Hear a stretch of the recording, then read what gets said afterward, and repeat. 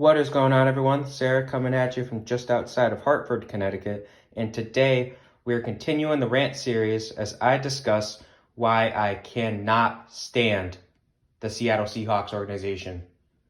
And this is going to be among the weakest of my get your own video teams, but I couldn't fit them onto the other NFC West list. Of course, that video released back during week 15, which was the day the Eagles actually played the Cardinals. So there's that, but I couldn't fit the Seattle Seahawks there. I had tried, and I'm like, I can't do it. There's just too much hate to go around.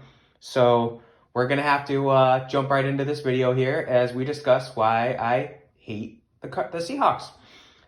First things first, domination of the Eagles. So when I say domination, I mean domination. Of course, we're not division rivals with them, so we're only going to play them every 3 years unless we finish the same record, or it's not same record, but in same position in the division. And you want to know the last time the Eagles beat the Seahawks? I'll tell you this. It was a couple head coaches ago. Andy Reid, 2008. It's the last time the Eagles beat the Seahawks. It's just embarrassing. They beat Seahawks won in 2011, I believe 2013, 14. They've won like 5 or 6 straight games, and it's just embarrassing. It's embarrassing to just be dominated by this team. And that doesn't even include the playoff loss last year where the Seahawks just played a dirty game. Obviously, Jadeveon Clowney delivers this disgusting, dirty hit on Carson Wentz during the game, gives Wentz a concussion, and to make matters worse, the refs didn't throw a dang flag on the play. Had to pause there before I got really intense. But yeah, I'm not going to talk about Clowney again today. There's my Clowney talk. But it's just, I don't understand how you cannot beat Seattle. And part of it has to do with, you're going out west. I get that. It's always tough to play on the West Coast. But you have no problem playing in San Francisco. You always do good on the road in San Francisco. So it's not an excuse. You do well in San Francisco. You did well. You always play well in LA, you always play well in LA. So there's no excuse. There's really no excuse. And you've always played well in San Diego, even Oakland. So there's no excuse to me. So that's not a good excuse. I don't understand the domination. I'm going to move on from this topic. Pete Carroll. So Pete Carroll is a very polarizing name as well. A lot of older people despise Carroll in this region because Carroll was the head coach of the Patriots in the 90s. And Pete Carroll himself is just a polarizing guy. He always has an excuse for everything that happens. Let's just say the Seahawks go 0-16. His excuse is going to be, so this guy got hurt and he missed weeks 3, 6, 13, 14, and 17. And our offensive line wasn't the same. It's just like, shut up, Pete Carroll. I don't want to hear it. No one wants to hear Pete Carroll. No one can stand Pete Carroll unless you're a Seahawks fan. So Pete Carroll deserves his own bullet point. This guy does not deserve to be a Super Bowl winning coach. Russell Wilson snipe. So in the 2012 NFL draft, both the Eagles and the Seahawks had established quarterbacks, but they were looking for, some rookie guy to mold into a potential future, quarterback. And the Eagles and Seahawks both had their eyes set on Russell Wilson. And a lot of people had Wilson pegged as a 4th-round pick, but the Eagles and the Seahawks had him pegged as a 3rd. Seattle picked before Philadelphia, so Seattle picked Russell Wilson. Eagles picked Nick Foles. Obviously, both quarterbacks are Super Bowl MVP winning quarterbacks, so on their respective teams, so it's kind of a wash there. But I can't even tell you Foles is better than Wilson. I'd be lying. So Wilson's by far the better quarterback. And had the Eagles gotten Russell Wilson, Andy Reid might still be the head coach in Philly. We don't know. Probably not, but we don't know. It's a very interesting thing. And Seattle sniped Russell Wilson from Philly. So that's a good move by Seattle. I'm sure a couple other teams were interested in Wilson, but Philly was by far the most interested. So other than Seattle, of course. So it's a big what if for me. What if the Eagles had gotten Russell Wilson? Also, side note, I can't hate Russell Wilson. The guy's a great humanitarian outside of the NFL. But he named his kid Win. W-I-N. Not Win, W-I-N-N. That's different. But Win, W-I-N. That's cocky. I'm sorry. 12th man.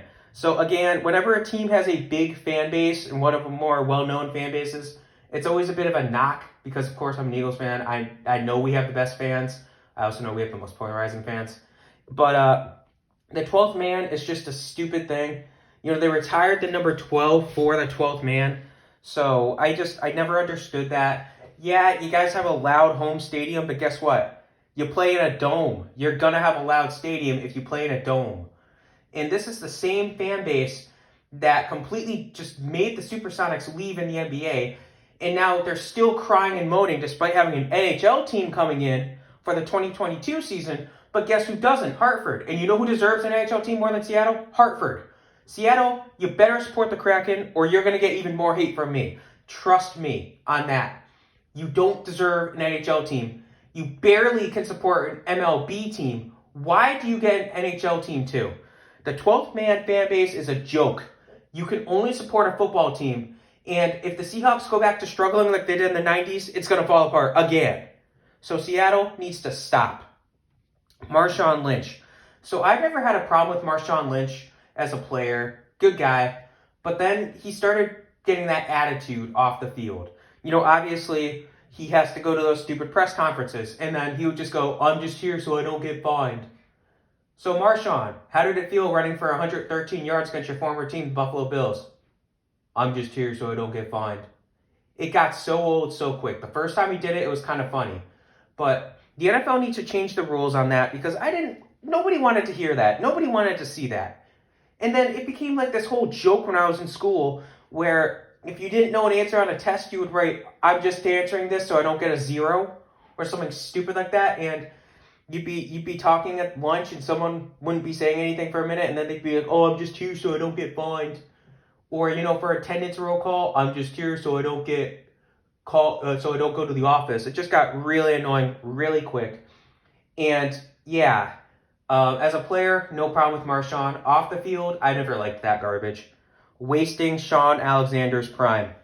So I've already discussed Shaun Alexander. I know you guys have heard me mention him before. He was a big topic in the Players Drafted Before Tom Brady video. So I liked Alexander. I always remember the first game of Madden I played. I actually played as the Seahawks because I wanted Shaun Alexander so much. And it was fascinating. Shaun Alexander was such a great running back. And guess what? Case in point here, Super Bowl 40 is the next point, so I'm going to group it together. You made one Super Bowl with this guy, and yeah, you made the Super Bowl, so there's that, but you got beat up by the Steelers, which is another knock on you because I don't like the Steelers. I don't like Roethlisberger, and it's just, it's annoying. Frankly, it's annoying. Shaun Alexander deserved better than what they gave him in Seattle. I would be okay with him being in Seattle today, but I probably wouldn't like him as much. You know, Shaun Alexander's just kind of like an enigma to me to an extent. You know, oh, he's cool, but yeah, he was never really a threat to me. So, Matt Hasselbeck. Hasselbeck was the quarterback around that time, too. He was the quarterback who led them into the Super Bowl. He just had an attitude, too. And a lot of these guys have attitudes, and that's always a knock on to me. And he had that attitude where there was that moment where he goes, oh, you know, it's an overtime against, I think, the Packers, and he goes, we got the ball, and we're going to win. We're going to score. We're going to win. That's just, it's good to have an attitude. It's good to have confidence. But when he does this junk all the time, it just really got annoying really quick. Hasselbeck was one of those guys that really got under my skin. Lastly, we have Richard Sherman and his rant. So Sherman, very polarizing player again. And I always liked Crabtree. So I didn't like Sherman that much. He was a cool come-from-nothing story. You know, was playing as a receiver in college, ends up becoming a corner in college due to injuries. There's a lot of videos about this. And by the time he makes his big-time performance, he's already kind of... He has a name, and people know who he is. He goes against Crabtree in the NFC Championship game, beats up Crabtree, and then has that rant where, you know, don't talk about me. If you don't try me with the sorry receiver like Crabtree or whatever. It just, like I said, I liked Crabtree, so I didn't like that rant. I was rooting for the 49ers in that game because I didn't like the Seahawks at that point. And Sherman's attitude, again, just one of those things. And then You know, he's playing in his last game. He flips off the whole team. That's just disrespectful. That's just disrespectful. All right, that was my Seattle Seahawks rant. Again, that's why it got its own video here. We're at the 10-minute mark. And I could probably keep going on about the domination of the Eagles, but I'm not going to because I don't want to start getting too intense. But I hope you guys enjoyed this video. Have a good rest of your day.